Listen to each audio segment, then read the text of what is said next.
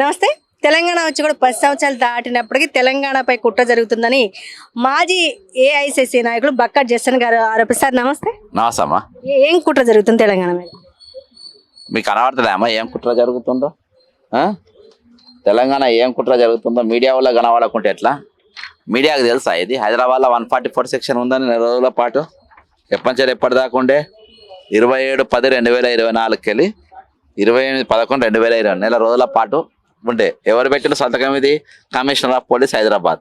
మరి సికింద్రాబాద్ ఎంపీ ఎవరు? కేంద్ర మంత్రి కిషన్ రెడ్డి గారు. హైదరాబాద్ ఎంపీ ఎవరు? అసౌద్దీన్ ఓవైసీ. రాష్ట్రంలో ఉంది ఎవరు? మరి బండి సంజయ్ గారు హోంమంత్రిగా ఉంటారు. మరి ఇది ఎందుకు పెట్టిండ్రు? హైదరాబాద్లో ఏమైనా చంపుకుంటారా? హిందూ ముస్లిం గొడవలైనాయా? శాంతి భద్రత విఘూతమైందా? ఎందుకు ఇచ్చిండ్రు? అప్పటి చంద్రబాబు నాయుడు ముఖ్యమంత్రి అయిండు. నంబర్ 1 ఇక్కడ శాంతి భద్రత లేవని చెప్పాలి. ఒకటి. రెండవది తెలంగాణ లాభసాటిగా నడుస్తుంది. తెలంగాణలో ఇదో ఆర్థికంగా దెబ్బతిన్నదని చెప్పిండ్రు. ఇవన్నీ ఖర్చులన్నీ పొంగ, ఇవన్నీ మన రాబడి. ఈ రాబడి ఇది మన ఎక్స్పెండిచర్. ఇవన్నీ పొంగ 30,000 కోట్ల మిగులుతాయి. 30,000 కోట్లలో ఈరోజు కంపల్సరీ ఇవ్వాల్సిన పైసలు ఏమేమి ఇవ్వాలి? పిఆర్సీ ఇవ్వాలి, డిఏలు ఇవ్వాలి, జీతాలు ఇవ్వాలి, రిటైర్మెంట్ పైసలు ఇవ్వాలి. మరి ఇది కమిటెడ్ ఎక్స్పెండిచర్ అంటే రాజ్యాంగంలో మొట్టమొదటిగా ఖర్చు పెట్టాల్సిన పైసలు. దీని తర్వాత అప్పులు ఖర్చు పెట్టాలి. మరి ఇది వీళ్ళకి తెలియదా? తెలుసు. మరి దీంతో ఏం చేయాలంటే ప్రభుత్వ ఉద్యోగుల్లో జీతాలు ఇవ్వడానికి పైసలు లేవు, పెన్షన్లలో జీతాలు ఇవ్వడానికి పైసలు లేవు, రిటైర్మెంట్ అయిన వాళ్ళు కూడా ఈరోజు పైసలు ఇచ్చే పరిస్థితి లేదు. కాబట్టి మేము ఈ ఫైనాన్షియల్ ఎమర్జెన్సీగా డిక్లేర్ చేస్తాం. ఇటు శాంతి భద్రత దెబ్బలు తిన్నాయి, రెండోది ఫైనాన్షియల్ ఇది. ఈ రెండు కూడా చంద్రబాబు నాయుడు కనుసన్నలో నడుస్తుంది. చంద్రబాబు నాయుడుకి ఎందుకు కోపము అంటే ఓటుకు నోట్లో ఆయన ఏటుగా ఉన్నాడు. దాన్ని అడ్డం పెట్టి కేసీఆర్ గారు అప్పుడు హైదరాబాద్ 10 సంవత్సరాల క్యాపిటల్ ఉన్న దాన్ని నీవు 2 ఏళ్ళకే నువ్వు ఇక్కడికి వెళ్ళి ప్యాక్ చేసుకొని వెళ్ళిపోని అమరావతికి ఎలగొట్టిండు. కాబట్టి దీన్ని మొత్తం స్వాధీనం చేసుకోవాలి. ఇక్కడ ఉన్న లాభసాటి ఎక్కడ కూడా ఫైనాన్షియల్ సపోర్ట్ అనేది లేదు. ఈరోజు ఆర్థికంగా వెనుకబడే చూపించడానికి ఇది. మరి కాగ్ రిపోర్ట్ ఏం చెప్పింది? కాగ్ రిపోర్ట్లో ఏం చెప్పింది? వీళ్ళు 16,000 ఇక్కడ ఉంటుంది 16,481 కోట్ల రూపాయలు ఆల్రెడీ ఇచ్చేసినట్టుగా ఇక్కడ ఉంటుంది. కాబట్టి ఈరోజు ఇది కాగ్ రిపోర్టు. మరి ఈరోజు బీజేపీ పాలిత రాష్ట్రాలంతా కూడా 55% అంటే including Jharkhand, including Chhattisgarh, including ప్రతి మధ్యప్రదేశ్ అన్ని రాష్ట్రాలు కూడా ఈరోజు 55% పిఆర్సీ ఇచ్చింది. తెలంగాణ ఒకటి ఎందుకు ఇవ్వలే? నంబర్ 1. రెండవది ఇక్కడ 2 బీజేపీ కేంద్ర మంత్రులు ఉండరు కదా, 8 మంది ఎంపీలు, 8 మంది ఎమ్మెల్యేలు ఉండరు కదా. మా రాష్ట్రంలో మేము ఇచ్చినాం, కాకరిపొల్ల నువ్వు చూపించినావు, ఇస్తున్నామని చెప్పి. కానీ నువ్వు ఎందుకు ఇవ్వలేదు అని చెప్పి వీళ్ళు సవాల్ ఎందుకు చేస్తలేరు వీళ్ళు? ఒకటి, వీళ్ళు రిటైర్మెంట్ పైసలు డైవర్షన్ అయినా మీరు మాట్లాడు. హైదరాబాద్లో శాంతి భద్రత లేవని 144 సెక్షన్ పెట్టినా కానీ మీరు మాట్లాడు. ఎందుకు మాట్లాడాలంటే వీళ్ళందరూ కలిసి కుట్ర చేసి ఈరోజు ఫ్యూచర్ సిటీ కాంట్రాక్టర్ ఎవరు? BJP MP mister CM Ramesh. కాబట్టి ఒక్కొక్క స్టెప్తో తీసుకొని వచ్చారు. ఇలా ఉద్యమకారులను వీళ్ళందరినీ కూడా డైవర్షన్ పెట్టినారు. ఎలా పెట్టినరు? బాలసుబ్రహ్మణ్య విగ్రహం ఒకటి, రెండవది మార్వాడి పంచాయతీ పెట్టేసారు. వాళ్ళు అందులో బిజీగా ఉన్నారు. తగిన మేధావులకు ఎమ్మెల్సీలు ఇచ్చారు, పదవులు ఇచ్చారు, వాళ్ళ గల్లె కట్టేసుకుంటారు. ఇక మాట్లాడాల్సింది ఎవరు? కేసీఆర్ని మాట్లాడాలి. కేసీఆర్ని బిజీ చేసింది ఎవరు? ఆడికోర్ ఇన్ఫ్రాస్ట్రక్చర్. అందులో 4 పార్ట్నర్స్ ఉంటారు. కల్వకుంట్ల కవిత, రేవంత్ రెడ్డి, అనుముల రేవంత్ రెడ్డి, కల్వకుంట్ల కవిత, వీళ్ళందరూ 4. కల్వకుంట్ల కవిత ఇక్కడ ఉంటుంది. కల్వకుంట్ల కవిత, ఈయన రేవంత్ రెడ్డి బామ్మర్ది, సుధిని సృజన్, విందుల మందుల, ఈ 4 ఉంటారు. ఈమె ఫ్యామిలీని బీఆర్ఎస్ని డిస్టర్బ్ చేయాలి, ఫ్యామిలీని డిస్టర్బ్ చేయాలి. వాళ్ళు అందులో బిజీ.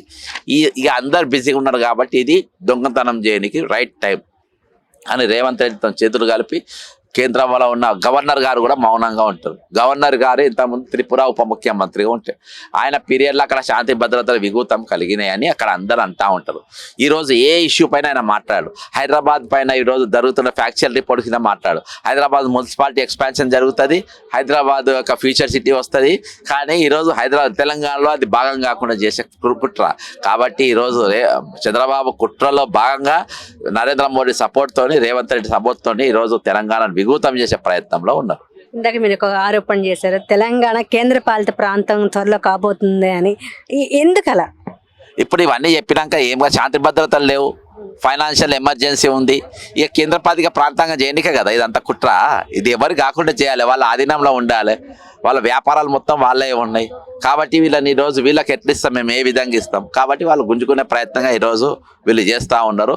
ఈరోజు తెలంగాణలో ఉన్న ప్రతి పార్టీ ఎమ్మెల్యే, ప్రతి మంత్రి, ప్రతి ఎంపీ, ప్రతి పౌరుడు ఇదో రాజీనామా చేసి తెలంగాణ రావాల్సిన అవసరం ఉంది, ఉద్యమాలు చేయాల్సిన అవసరం ఉంది. లేకుంటే ఇక్కడ ముండెం లేని తెలంగాణగా ఇది మారే ప్రమాదం ఉన్నది. నేను ఇవన్నీ కూడా సాక్ష్యాలు చూపించిన, ఈ సాక్ష్యాలు చూపించాను. దేనికి ఏ డిబేట్ కంటే ఈరోజు అసమర్థులైన అధికారులు కూడా తెలంగాణలో ఉన్నారు. చీఫ్ సెక్రటరీ కానీ, ఫైనాన్స్ సెక్రటరీ కానీ అసమర్థులు ఉన్నారు ఈరోజు. తెలంగాణ వచ్చి ఎన్ని సంవత్సరాలు అయినప్పటికీ ఇంకా చంద్రబాబు ఆధిపత్యం తెలంగాణ నడుస్తుందంటారా? ఓటుకు నోట్లో ఏమనేవాడమ్మా రేవంత్ రెడ్డి, ఏటు ఎవడు చంద్రబాబు నాయుడు. ఇద్దరు క్రిమినల్స్ ఆధిపత్యం, ఇద్దరు తోడు దొంగలు. ఈరోజు ఇద్దరు తోడు దొంగలు వాళ్ళు దొంగతనం చేయకుంటే మంచి పని చేస్తారా? కాబట్టి ఆయన శిష్యుడే కదా ఈరోజు ముఖ్యమంత్రి ఉన్నది. ఐఏఎస్ కాంగ్రెస్కి పైసలు కావాలి, వాళ్ళ పైసలు వాళ్ళకి ఇస్తుండ్రు. కాబట్టి ఈరోజు అదంతా ఆధిపత్యం అనేది కాదు. ఏదో తెలంగాణ ఎటువంటి నాయకులు లేకుండా చేసిండ్రు. తెలంగాణని ఇప్పుడు ఏకాకిని చేసి గుంజుకునే ప్రయత్నం చేస్తుండ్రు. అది కన్ఫామ్, అది డౌటే లేదు. చాలా రోజుల నుంచి మీరు రిటైర్ ఉద్యోగులు సపోర్ట్గా నిలబడ్డారు. ఎందుకు వాళ్ళ బకాయిలు ఎందుకు వదలట్లేదు అంటారు గవర్నమెంట్?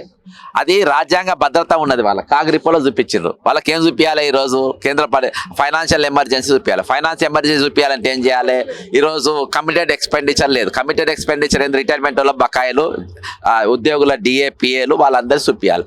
కాబట్టి వాళ్ళకి ఇయ్యలేకపోతుంది. కాబట్టి కేంద్ర పాలిత ప్రాంతంగా ఫైనాన్షియల్ ఎమర్జెన్సీగా ప్రకటిస్తారు, తర్వాత కేంద్ర పాలిత ప్రాంతంగా చేస్తారు. అది కేసీఆర్ అన్నప్పుడు దాదాపు ఇండియాలో నెంబర్ 1 రిచెస్ట్ స్టేట్ తెలంగాణ అన్నప్పుడు ఎందుకు తెలంగాణలో దాదాపు రేవంత్ రెడ్డి చాలా మీటింగ్లో చెప్పడం జరిగింది, డబ్బులు లేవు. కేసీఆర్ ఉన్నప్పుడు మనీ ఇప్పుడు ఎందుకు లేవు? కేసీఆర్ ఉన్నప్పుడే అప్పులపాలు చేసిండు, దాన్ని కంటిన్యూ చేసిండు, దాన్ని అస్త్రంగా చేసుకున్నారు. కేసీఆర్ చేసిన పొరపాటు ఈరోజు వీళ్ళకు AK-47గా వీళ్ళ చేతిలో మారింది. కేసీఆర్ చేసిన తప్పే అది. ఆయన అప్పులు చేసిండు, కాళేశ్వరం అని అదని ఇదని పైసలు డైవర్ట్ చేసిండు. ఆ డైవర్షన్ ఈరోజు దెబ్బతినిపోయింది ఈరోజు. కాబట్టి ఆ డేంజర్ అనేది చుట్టుకున్నది.